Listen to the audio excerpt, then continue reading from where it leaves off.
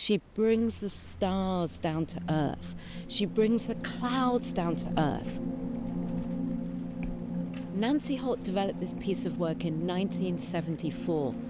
It's a really beautiful work. It comprises a series of pools that follow the constellation Hydra's head. You see this series of pools, and they sit in concrete.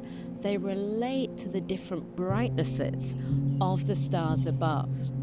Now, when you look into the pools, you see at nighttime the stars being reflected.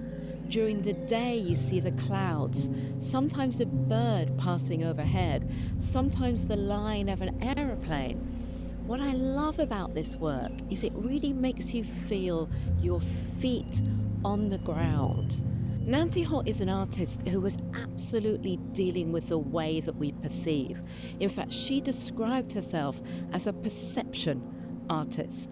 And for me, when I see this exhibition at Goodwood Art Foundation, I leave and somehow I'm looking more acutely, listening with more care, and really thinking about my place in the world and what it means to be a human being.